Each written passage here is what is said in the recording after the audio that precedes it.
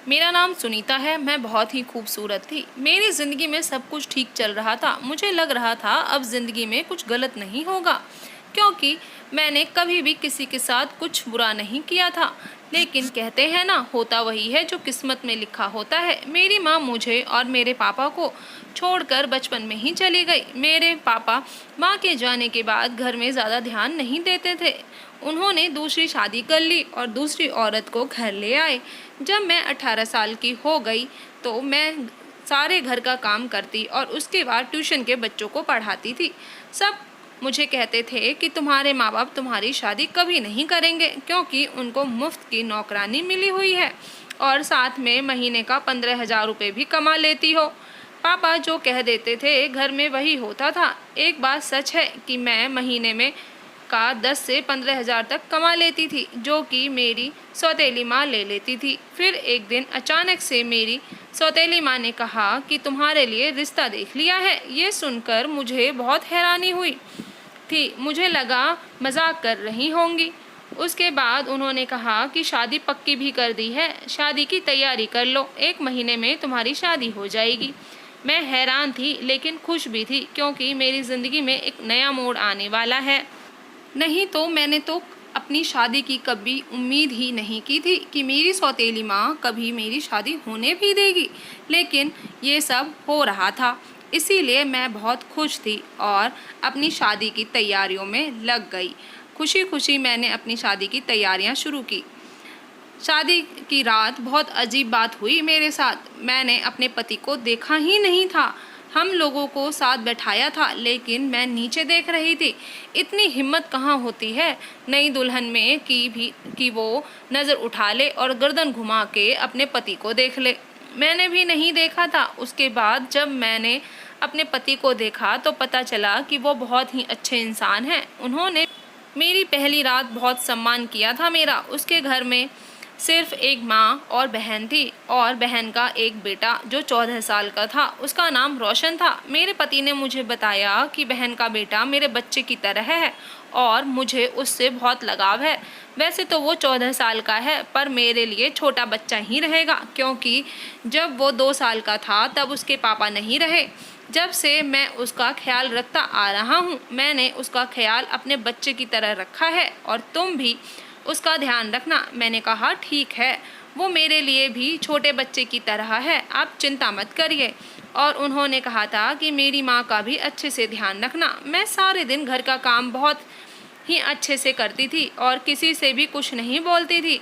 मैं किसी को कोई जवाब नहीं देती थी। अगर मुझे कोई बात बोलना भी होता था तो बहुत ही तरीके से सोच समझ कर कहती थी, जिससे उनको बुरा ना लगे। वो मुझसे कभी भी गुस्सा नहीं होती थी।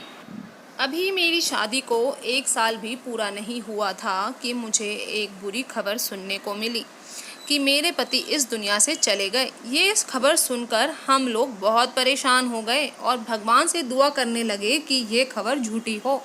लेकिन जब लाश को घर लाया गया तो हमारे होश ही उड़ गए थे। मैं, मेरी सास, मेरी ननद और मेरी नंद का बेटा, हम सभी बुरी तरह रो रहे थे। मुझ पर दुखों का पहाड़ टूट पड़ा था। मेरे लिए ये दुख बहुत बड़ा था। मेरे माँ बाप ने बोला कि अपने दुख के साथ अपने ससुराल में रहो, कुछ दिनों के बाद आकर ले जाएंगे। अब मेरी सास मुझे सारे दिन यही बोलती रहती कि जब से तू आई है मेरे बेटे को खा गई, तेरे कदम ही मनहूस हैं। तू मेरे बेटे को खा गई, मेरा बेटा चला गया, मेरा वारिस चला गया, मेरा सब कुछ खत्म हो गया। ये सब सुनते सुनते 4 महीने निकल गए। मैं थोड़ा सब्र कर लेती थी कि एक दिन मेरे माँ बाप आकर मुझे ले जाएंगे, मैं अपनों के पास चली जाऊंगी। मेरी ज़िंदगी में मेरा अपना बस एक पापा ही रह गए थे। माँ और पति तो रहे नहीं, और जो माँ है वो तो सौतेली थी। जब मेरे माँ बाप मुझे लेने आए तो मेरी सास ने एक ऐसी बात कही कि सब हैरान रह गए। मेरी सास बोली कि मैं इसे वापस नहीं भेज सकती, ये मेरे बेटे की विधवा है, हमारे घर में कोई कमाने वाला नहीं है। एक मेरी बेटी है, वो विधवा है, उसका बेटा अभी स्कूल जाता है और मैं बुढ़िया क्या कर सकती हूँ।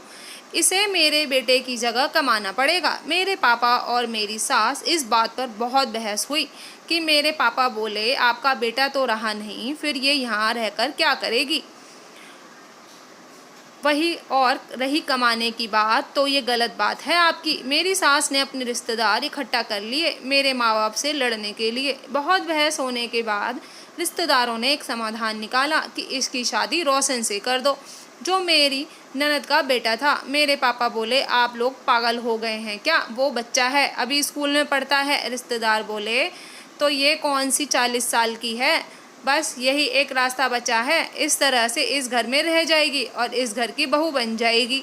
मैं ये सब कुछ नहीं चाहती थी, लेकिन मेरी सास ने मेरे पापा को मना लिया। मेरी माँ ने भी कहा, बहुत अच्छी बात है। मेरी माँ ने कहा कि अगर हम इसे ले भी जाएंगे तो भी तो हमें इसकी दूसरी शादी करनी ही होगी, तो क्या फ़ायदा, कहाँ से दोबारा रिश्ता ढूंढेंगे। आजकल कुंवारी लड़कियों के लिए रिश्ते नहीं मिलते हैं, तो एक विधवा के लिए कहाँ से मिलेगा। अगर हम इसे अपने घर ले भी गए तो वहाँ सब इसे विधवा ही कहेंगे। मेरे माँ बाप मुझे यहीं छोड़कर चले गए। कुछ दिनों बाद मेरी शादी मेरे भांजे से करवा दी गई। मेरे रोने चिल्लाने चीखने का किसी पर कोई फ़र्क नहीं पड़ा। मेरा पति, जिसे अपना बेटा कहता था और मैं भी उसको अपना बेटा समझती थी, आज मेरा पति बन गया है। मैं अपने पति की मौत पर भी नहीं रोई थी जितना आज रोई चीखी चिल्लाई थी। शादी के बाद मैंने ज़िद पकड़ ली थी कि मुझे अपने भांजे के कमरे में उसके साथ नहीं रहना, लेकिन मेरी सास और मेरी ननद मेरे पीछे पड़ी रहती थी। मेरी सास कहती कि आज सुहाग की रात है, अगर मैं कमरे में नहीं गई तो फिर कुछ हो जाएगा। क्या तुम मेरे दूसरे बेटे को भी मारना चाहती हो। मैं अपनी ज़िद पर अड़ी रही, नहीं गई। मेरी सास मुझसे बोली, तुम्हें नौकरी करनी पड़ेगी, और अगले ही दिन मोहल्ले के बहुत सारे बच्चे इकट्ठे कर लिए। अब मुझे रोज़ के 40 से 50 बच्चों को ट्यूशन पढ़ाना पड़ता और घर का भी सारा काम करना पड़ता। मेरा सिर बहुत ज़्यादा दर्द करने लगता और मैं बहुत ज़्यादा थक जाती थी। एक हफ्ता ऐसे ही बीत गया। मैं रोशन के कमरे में नहीं जाना चाहती थी। मुझे लगा वो बच्चा है और इन सब ने मिलकर मेरा रिश्ता करवा दिया।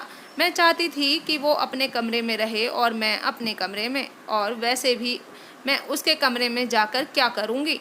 लेकिन मेरी सास और ननद मेरे पीछे पड़ी रहती थी। कुछ दिन तो ऐसे ही बीत गए, मगर मुझे हैरानी तो तब हुई जब एक दिन रोशन ने खुद से कहा कि मेरी पत्नी को मेरे कमरे में भेजो। लेकिन मैं सोच रही थी कि वो बच्चा है, उसको इन सारी बातों के बारे में नहीं पता, इसीलिए ऐसा बोल रहा है। मुझे नहीं पता था कि उसके दिमाग में ये सब पहले से ही चल रहा था। वो तो बहुत खुश था कि उसकी शादी हो गई है, और वो भी इतनी जल्दी। उसके लिए ये सब नया था। मैं तो हैरान रह गई थी कि उसके दिमाग में ये सब चल रहा है। उसकी बातों से ये पता चल गया था कि वो कैसा लड़का है। मेरी ज़िंदगी बर्बाद हो गई थी। मैं अब यहाँ से भाग जाना चाहती थी, चाहे मैं कैसे भी जाऊँ। लेकिन ये सब आसान नहीं था। मैं भागकर कहाँ जाती, और अगर घर से भाग जाती तो मेरे सर पर घर से भाग जाने का ठप्पा लग जाता। मैं अपने पति का और पिता की इज्जत को कैसे तार तार कर सकती थी। मेरे इज्जतदार बाप की बेटी थी मैंने सारी ज़िंदगी इज्जत से जी थी। मैं अपने पति और पिता को बदनाम कैसे कर सकती थी। मैं सब सोचकर रोने लगी और अपने दिमाग से भागने का ख्याल निकाल दिया। मैं रोशन को अपना पति नहीं मानना चाहती थी। मेरा दिल उसे अपना पति कहने को तैयार हो ही नहीं रहा था। अगले दिन ना जाने मेरी ननद को क्या हो गया, वो ज़ोर ज़ोर से शोर मचाने लगी कि तुम आज से मेरे बेटे के कमरे में रहोगी। तुमने तो पति पत्नी के रिश्ते का तमाशा बना रखा है। पति पत्नी के कमरे में रहती है, ना कि अलग अलग रहती है। मेरी सास और ननद ने आज मुझे ज़बरदस्ती से रोशन के कमरे में भेजने के लिए मेरे पीछे पड़ गई थी। पहले तो सोचा कि अपने कमरे का गेट अंदर से बंद करके सो जाती हूँ, लेकिन वो दोनों मेरे पीछे पड़े रहे। फिर मेरे दिमाग में आया कि कोई बात नहीं, बच्चा ही तो है, इसे डांट फटकार कर सुला दूंगी। मुझे घबराने की ज़रूरत ही नहीं है। इससे मेरी सास भी खुश और मैं भी खुश। रोज़ रोज़ का कलेश ही ख़त्म हो जाएगा। किसी को क्या पता चल रहा है कि कमरे के अंदर क्या हो रहा है। मैं हैरान थी कि ये ख्याल मुझे पहले क्यों नहीं आया। मैं कमरे में आ गई। थोड़ी देर बाद रोशन भी कमरे में आ गया। रोशन कमरे में आते ही मुझे बोला कि तुम बहुत सुंदर लग रही हो। मैंने रोशन को कहा, ठीक है, अब सो जाओ। मैं अपने कपड़े बदलने के लिए देखने लगी तो फिर से बोला कि तुम प्यारी लग रही हो। मैंने उसको कहा, मैं प्यारी लगूं या बुरी, इससे तुम्हें कोई मतलब नहीं है। मैंने उसको एक पत्नी की तरह नहीं बल्कि एक माँ की तरह ये सब डांट कर बोला था। मैंने सोचा था इसको डांट कर सुला दूंगी, लेकिन वो मुझे ऐसी नज़रों से देख रहा था जैसे आज तक किसी ने भी नहीं देखा था। मैंने उससे कहा, तुम मेरी शक्ल क्या देख रहे हो, चुपचाप सो जाओ। मैं अभी भी उस पर रौब जमाने की कोशिश कर रही थी, लेकिन सच तो ये है कि मुझे बहुत डर लग रहा था। थोड़ी देर के बाद उसने मेरा हाथ पकड़ा और मेरे गाल पर एक थप्पड़ मार दिया। मैं हैरान रह गई। उसने बोला, तुम्हें तमीज़ नहीं है? अपने पति से कैसे बात करते हैं? तुम मुझ पर चिल्ला रही हो, रौब जमा रही हो। मैंने गुस्से में बोला, तुम अपनी अभी ज़मीन से निकलकर खड़े भी नहीं हुए और पति होने का रौब जमा रहे हो। तुम मेरे पति नहीं हो। रोशन बोलने लगा कि मैं तुम्हें पहले दिन से पसंद करता था। जब मैंने पहली बार देखा था तभी से। तुम्हें पाने के लिए ना जाने मैंने क्या क्या किया। उसने कहा कि अपने बाप जैसे मामा को मारना पड़ा मुझे। मैं सिर्फ तुम्हें पाना चाहता था। ये सुनकर मेरी रूह कांपने लगी थी कि इसने अपने मामा को खुद मारा था। रोशन बोलने लगा, मामा को मारने के लिए मैंने उनकी गाड़ी का ब्रेक फेल कर दिया था, तभी तो उनका एक्सीडेंट हुआ था। सबको लगा कि हादसा हुआ है, लेकिन ये तो सोचा समझा प्लान था। मैं हैरानी से उसकी तरफ देख रही थी कि इसने मेरे पति को मारा था। मैं जिससे बच्चा समझ रही थी, ये तो मेरा पति बना खड़ा है। जिसको मैंने मासूम समझा था, वो तो एक शैतान था जिसने मेरे पति को मार डाला। इसका मामा जो इसको इतना प्यार करता था, इसे अपने बेटे की तरह प्यार करता था। क्या ये ज़माना इतना बदल गया है?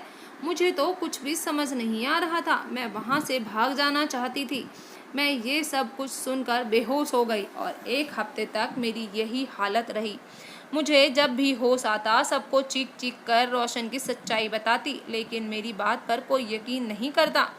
मेरी सास बस यही कहती कि ये अपने मामा के साथ ऐसा कुछ नहीं कर सकता। रोशन तो अपने मामा को बाप की तरह प्यार करता था। तुम्हारा दिमाग खराब हो गया है, तुम्हारा दिमाग खराब हो गया है। मेरी ननद बोलने लगी, तुम्हें इससे शादी नहीं करनी थी, इसीलिए मेरे बेटे पर खून का इल्ज़ाम लगा रही हो। मैं खुदकुशी कर लेना चाहती थी, लेकिन मुझे किसी ने मरने भी नहीं दिया, क्योंकि मुझ पर हरदम निगरानी रखी जाती थी।